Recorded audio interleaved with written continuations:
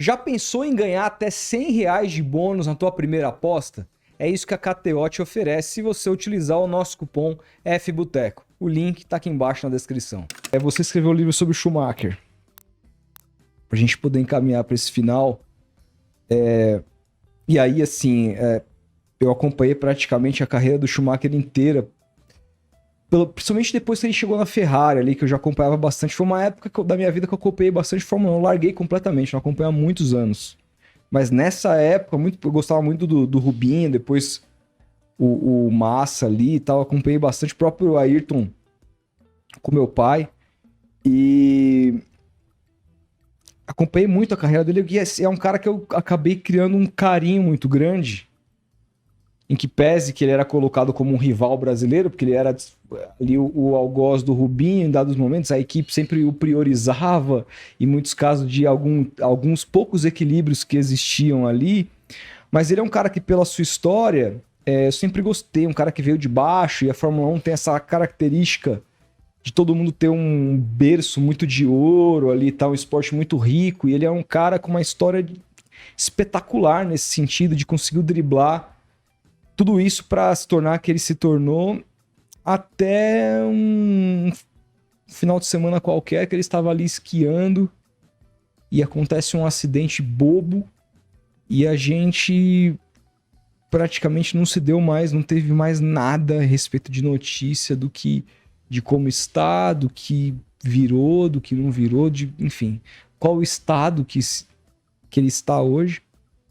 E é algo que, quanto mais tempo isso dura, mais nos amargura, porque vira uma história assim, né? Você tendo escrito um livro sobre, que já lançou há bastante tempo, né? Em 2008.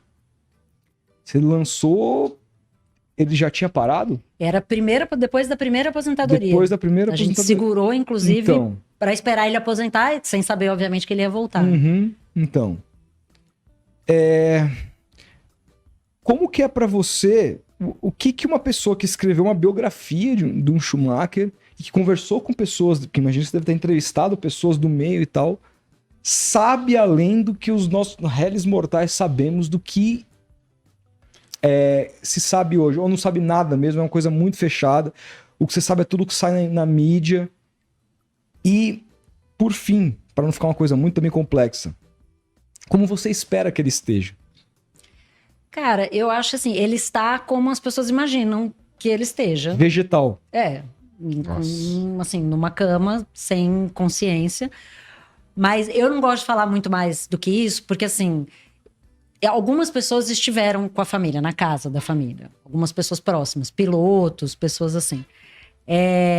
E assim, o desejo de privacidade da família é muito grande. E acho que assim, é um case histórico, possivelmente sem paralelos, de sucesso na manutenção dessa privacidade. Porque assim, você pensa... Sem dúvida. Cara, mais de 10 anos você não tem uma foto. Não tem uma foto do pé da cama. Não tem nada.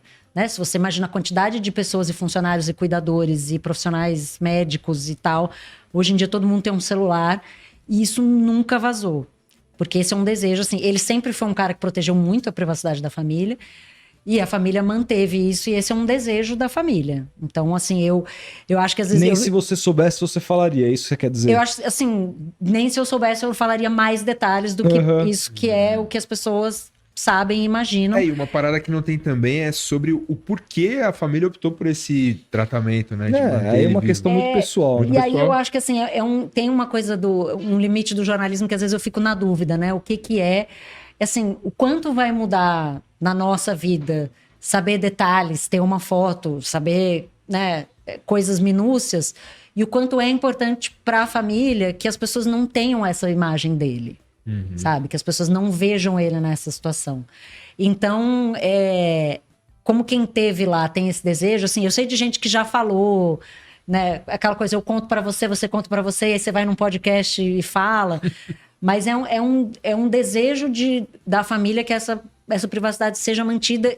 E assim, os caras conseguiram isso durante tanto tempo que eu acho importante que isso seja preservado. Até porque, assim, ele tá nesse estado, mas o filho dele tá competindo, né? A filha dele tem uma vida, a mulher dele tá lá vivendo, né, em torno dessa situação. Então, para um cara que sempre foi um cara muito forte, muito físico, muito, né, em busca de sucesso, de adrenalina, ele era total o junkie da adrenalina, né? O cara que parou, aí foi pra moto, aí voltou, aí foi por saltar de paraquedas, e aí tava esquiando, obviamente, numa pista mais difícil, mas, obviamente, não se esperava um acidente como esse.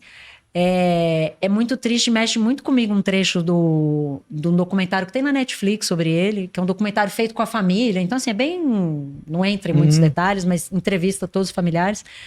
E o filho dele falando, né? O quanto ele gostaria de poder dividir com o pai a vida que ele tem hoje, porque ninguém entenderia mais as coisas porque ele passa do que o pai. Seria um ponto de aproximação enorme. Nossa. E ele não poder ter isso, né? Assim, Então, eu fico pensando assim... E ao mesmo tempo é uma perda sem a perda, que eu não sei o que é pior. porque a pessoa não Porra, tá cara. lá, mas é muito Tá muito lá, difícil. mas não tá lá, imagina isso, cara. Então, assim, E é isso, né? Ele é o cara que ganhou a corrida em que o Senna morreu, né? Acho que até por isso... sempre teve uma coisa no Brasil, uma coisa meio repelente com ele, até porque ele é o cara que estava ascendendo no momento em que o Senna estava com dificuldade de voltar a vencer, né? O Senna dá um esporro nele numa corrida, porque eles têm Ele lá ganha, se eu não me engano, as 3 primeiras corridas da temporada que o Senna falece. 94. Contra o Senna, né? Ele na Benetton e o Senna na Williams. E aí eles têm uns embates, assim, Sim. no ano anterior, o Senna dá um esporro nele do tipo assim, cara, você tá chegando agora, se liga, se coloca no seu lugar. E aí depois tem essa coisa com o Rubinho. Mas ele é um cara, ele era um cara muito querido no ambiente da Fórmula 1, pelos mecânicos, pelos funcionários, sabe? Pelo tio e a tia da cozinha, sabe? Ele era esse cara. Então, e imaginar que ele viu, né? A imagem, é a câmera dele, né? Se eu não me engano, do carro dele, que pega a primeira imagem do acidente. E é uma corrida que continua. E aí pensar que esse cara também, né? Morre, mas não morre. É muito Doido. É muito doido. Eu fico imaginando isso, um cara muito jovem, né, com metade da vida dele pela frente, mas eu gosto muito da história, né, e na época eu resolvi contar, é o primeiro livro publicado no Brasil sobre o Schumacher, porque a minha geração é uma geração que, assim, quando o Senna foi campeão mundial pela última vez, eu tinha 8 anos, então eu não vivia a era Senna, né? E eu vivi toda a era Schumacher. Era minha época de, assim, acordava de madrugada pra ver... com a faca nos dentes. Cara, ficava acordado 3 horas da manhã. O Galvão era um torcedor do Schumacher pra caralho. Ele tinha essa coisa do Rubinho, Kleber mas Machado, ele adorava o Schumacher, cara. Kleber o meu avô falecido vô, ele amava o Schumacher, cara, por causa também mesmo? Porque ganhava, né? Amava, né? Ele gostava pra caralho do Schumacher. E ele tinha essa coisa de, mesmo não sendo um cara brasileiro, cativar. Eu lembro quando ele fez o amistoso lá na Vila Belmiro em 2002. Ele foi dele era ser jogador de futebol, né? E aí o Robinho dá uma caneta nele. Tem um negócio assim, lembra disso? E ele era um cara super querido, assim. E competitivo. Então, assim, mas é legal. O que eu vou abordar nessa nova edição é porque o livro chama A Máquina, Michael Schumacher, o melhor de todos os tempos. Que era a ideia de que, assim, no único critério objetivo possível de comparação, que são os números de títulos, vitórias e tal, ele era, naquele momento, melhor. E aí, hoje, esses recordes, o título mundial foi alcançado, né, pelo Hamilton, vários dos outros recordes foram estraçalhados. Então, é essa discussão, né, como é que é legal que o melhor de todos os tempos possa ser um outro cara... Que a gente, assim, numa coisa que ninguém imaginava. Ninguém imaginava que alguém ia vencer 7 títulos. Né? E aí ele faz isso, e você fala, pô, ninguém vai fazer de novo.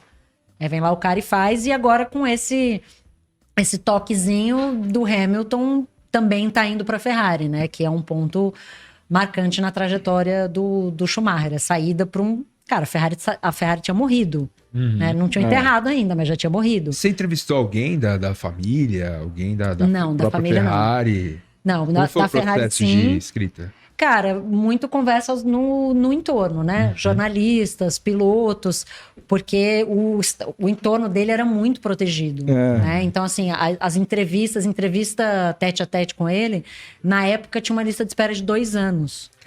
com prioridade para a imprensa alemã. Nossa. Então, assim, tinha coletiva, essas coisas, mas não tinha vamos sentar e vamos conversar. E a família sempre foi muito resguardada, assim. Né? O pouco que tinha era uma ou outra entrevista para a imprensa alemã, assim, uma coisa mais amigável, né? Não tinha essa coisa muito polêmica.